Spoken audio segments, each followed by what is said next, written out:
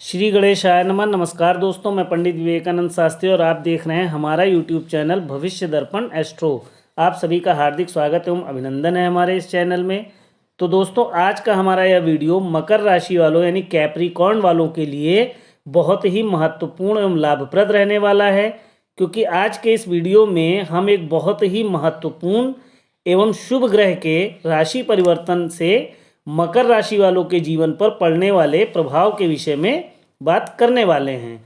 जैसा कि आपने थंबनेल में देखा ही होगा, तो आपको पता चल गया होगा कि हम किस ग्रह के राशि परिवर्तन के विषय में बात करने वाले हैं। जी हाँ, हम बात कर रहे हैं देवताओं के गुरु देवगुरु बृहस्पति के राशि परिवर्तन के विषय में। तो दोस्तों, देवगुरु के इस राशि परिवर्तन से मकर राशि वालों यानी कैप्रिकॉर्न वालों के जीवन पर क्या शुभ प्रभाव होगा और किन किन घटनाओं से आपको सावधानी भी रखनी होगी, तो इस बारे में हम विस्तार से चर्चा इस वीडियो में करने वाले हैं। तो मकर राशि वालों, आप इस वीडियो को बगैर स्किप किए हुए अंत तक ध्यान से देखें और इस वीडियो के माध्यम से आपका आने वाला एक वर्ष का समय देवगुरु बृहस्पति की कृपा से कैसा रहने वाला है, इस बारे में पूरी जानकारी इस वीडियो के माध्यम से आप पाएंगे, तो उसका आप लाभ उठाएं। तो दोस्तों, देवताओं के गुरु और सभी 9 ग्रहों में विशिष्ट स्थान रखने वाले अत्यधिक शुभ ग्रह कहे जाने वाले ग्रह जो हैं देवगुरु बृहस्पति 1 मई 2024 को मेष राशि से निकलकर वृषभ राशि में प्रवेश करने जा रहे हैं और पूरे एक वर्ष यानी कि 14 मई 2025 तक यहीं पर रहेंगे, क्योंकि देवगुरु का जो राशि परिवर्तन होता है यह पूरे एक वर्ष के बाद ही होता है और वह जिस भी राशि में प्रवेश करते हैं उसमें पूरे एक वर्ष तक विराजमान रहते हैं। तो इस बार देवगुरु बृहस्पति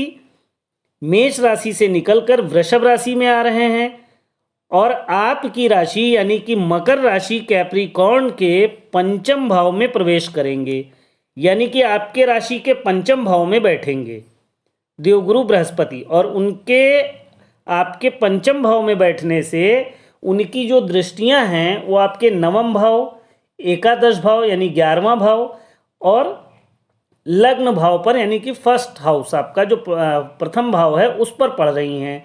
यानी कि आपके लिए यह समय एक सुनहरा समय होने वाला है, गोल्डन टाइम पीरियड होने वाला है, क्योंकि गुरु की दृष्टि भी आपके शुभ भावों पर पड़ रही है। तो सबसे पहले हम यह जानते हैं कि गुरु आपके पंचम भाव में बैठ रहे हैं, तो इससे आपको क्या लाभ होगा। तो दोस्तों, पंचम भाव होता है आपके शिक्षा का, आपके संतान का, प्रेम संबंधों का, ज्ञान का और बुद्धि विवेक का।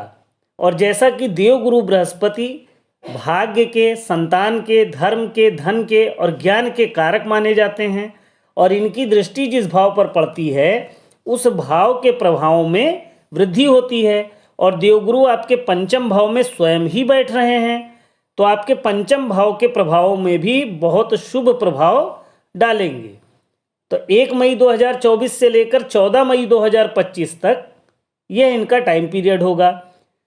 तो क्या बात करें आपके संतान पक्ष के लिए कि जो आपके पंचम भाव में आ रहे हैं, तो आपके संतान पक्ष के लिए काफ़ी अच्छा रहेगा। यदि आप फैमिली प्लानिंग कर रहे हैं तो उसके लिए भी यह समय काफ़ी उत्तम रहने वाला है। और देवगुरु आपके द्वादश भाव के स्वामी भी हैं और ऐसा होकर आपके पंचम भाव में बैठ रहे हैं, तो आपके संतान जो है के अंदर के जो इम्यूनिटी सिस्टम है, यानी आपके संतान का जो इम्यूनिटी सिस्टम है उसको थोड़ा कमज़ोर करेंगे। जैसे कि संतान आपकी समय से भोजन ना करे, थोड़ा अपने मन के मुताबिक काम करे, थोड़ा उसके अंदर एटीट्यूड रहे, एटीट्यूड दिखाए, यह सब देखा जा सकता है। लेकिन आपके संतान के ज्ञान को भी बढ़ाएंगे, शिक्षा को भी अच्छा बनाएंगे। बस केवल अपने संतान के स्वास्थ्य पर आपको ध्यान रखकर चलना होगा। और मकर राशि वालों, यदि आप उच्च शिक्षा के लिए प्रयास कर रहे हैं, जो कैप्रिकॉर्न यानी मकर राशि के जो स्टूडेंट हैं, विद्यार्थी हैं, तो उसके लिए भी आपको सफलता मिलते हुए दिखाई देगी और आपके ज्ञान में भी वृद्धि होगी। अब हम बात करें देवगुरु की दृष्टि के बारे में। तो मकर राशि वालों, देवगुरु की जो दृष्टि है वो आपके नवम भाव पर पड़ रही है और नवम भाव होता है भाग्य का यानी लक का। और अभी तक देवगुरु आपके चतुर्थ भाव में थे, तो उनकी दृष्टि आपके अष्टम भाव और द्वादश भाव पर पड़ रही थी पीछे जो समय आपका बीता है, यानी 1 मई से पहले का, जिससे कि आपके भाग्य में अड़चने और रुकावटें आ रही थीं। लेकिन अब 1 मई 2024 से देवगुरु की दृष्टि आपके नवम भाव पर जब पड़ेगी तो भाग्य आपका अच्छा हो जाएगा। आपके जो भी काम रुके हुए थे, पेंडिंग थे, अटके हुए थे, वह पूरे होते हुए दिखाई देंगे। देवगुरु की अमृत समान दृष्टि आपके भाग्य भाव पर पड़ेगी तो आपके भाग्य में सुधार होगा और आपके पिता के स्वास्थ्य में भी सुधार होगा यदि कोई समस्या उनके स्वास्थ्य को लेकर थी तो। अब देवगुरु की दृष्टि आपके 11वें भाव पे भी पड़ेगी, एकादश भाव में, और 11वां भाव होता है लाभ का, प्रॉफिट का, इनकम का। तो आपके आय में भी वृद्धि होगी, आय के नए नए स्रोत बनेंगे, आमदनी के नए रास्ते खुलेंगे। यदि आप नौकरी करते हैं तो आपके प्रमोशन के चांस भी बनते हुए दिखाई देंगे। आपकी नौकरी के लिए भी काफ़ी अच्छा रहेगा। आपके आर्थिक स्थिति यानी कि फाइनेंशियल कंडीशन में भी सुधार होता हुआ दिखाई देगा। आपके व्यापार में वृद्धि होगी, व्यापार भी आपका अच्छा रहेगा। और देवगुरु की जो दृष्टि है वो आपके लग्न भाव पर भी पड़ रही है, यानी कि आपके फर्स्ट हाउस पर। तो यह और भी अच्छा है क्योंकि अब आपकी चिंताएं समाप्त होंगी, तनाव, स्ट्रेस, टेंशन आपका समाप्त होगा। आप काफ़ी प्रसन्न रहेंगे, आपका मन प्रसन्न रहेगा।